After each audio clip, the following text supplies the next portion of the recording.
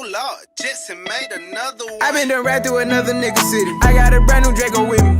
Clip got 33, Scotty Pippen. Oh, what's going on, YouTube? It's me, your boy B-Mac, and we're back with another video today. So today, as you can tell by my background, we're going to jump into the 2020 South Carolina Gamecock schedule, give you a breakdown, game by game, how I think their season's going to play out. With that being said, this is an important year for Mushamp. I think if he wants to be retained, I think he's got to do something. South Carolina fans seem like they've had it about all they can take of Will Mushamp. Florida fans know all too well about Mushamp and his antics. He is a pretty decent recruiter, but fails to have any offense. When he gets ahead in games, he likes to coast instead of keeping that foot on the pedal. And to be honest, South Carolina probably should have beat Florida the last 2 years in a row. But Muschamp's going to Muschamp. Anyway, let's jump straight into this schedule, and let's get it started. So they start off with a home game against Coastal Carolina. They should have no problem with this. That's a win. Starting out 1-0. Next, another home game against East Carolina. East Carolina's a little bit better than Coastal Carolina, I believe, but South Carolina should get the job done. 2-0 to start off the year. Missouri. This could be a make or break game for South Carolina. This can shape how their season goes down the road. I like South Carolina to beat Missouri, to be honest with you. I think Missouri is going to be towards the bottom of the East this year. Of course, they got a new coaching staff, rebuilding year, transition class, all that stuff. You've heard those terms used before. I think South Carolina starts out 3-0, so it's looking pretty good. Then we get to Kentucky at Kentucky. I think these two teams are pretty evenly matched. I think Stoops is a much better coach than Will Mushamp.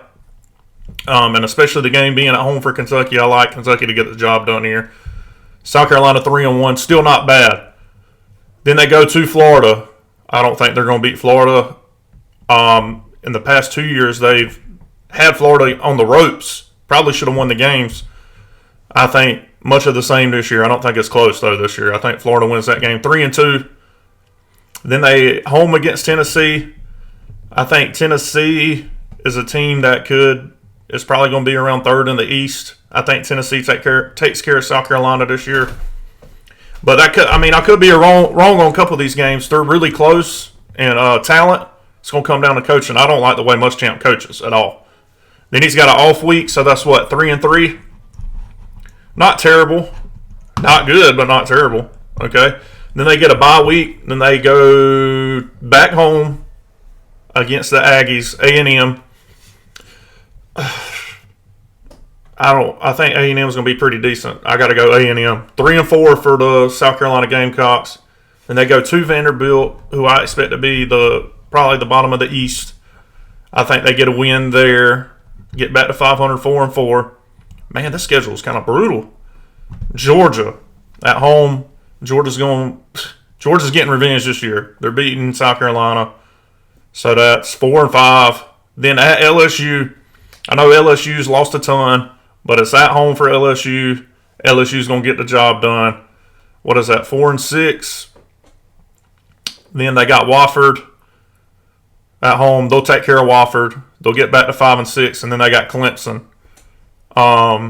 That's probably another loss for South Carolina. Clemson doesn't look to be slowing down anytime soon with the recruiting classes and Dabo still being there, so I think they're going to end the season 5-7.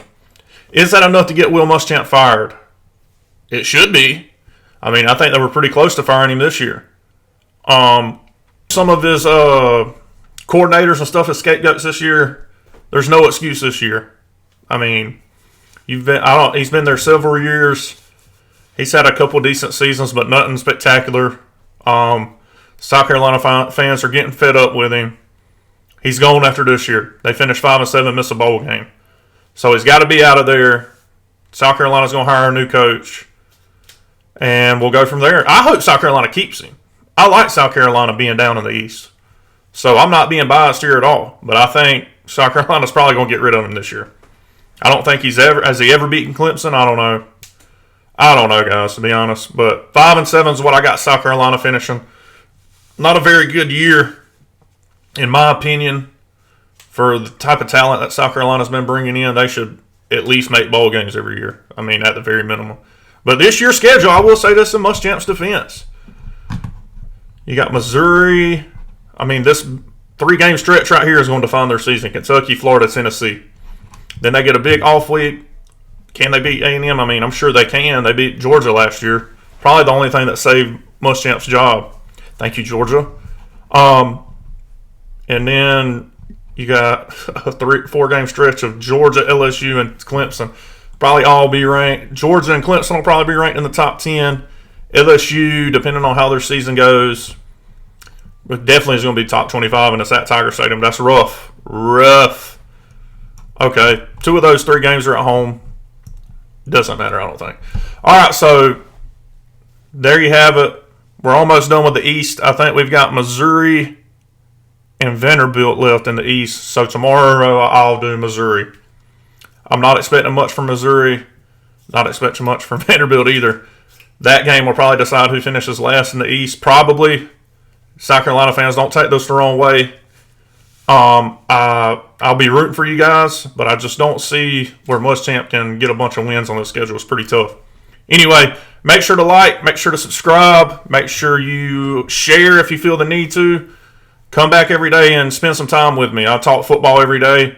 Later on tonight, I'll be releasing my live reaction to the Super Bowl. I've already recorded the pre-game, my prediction.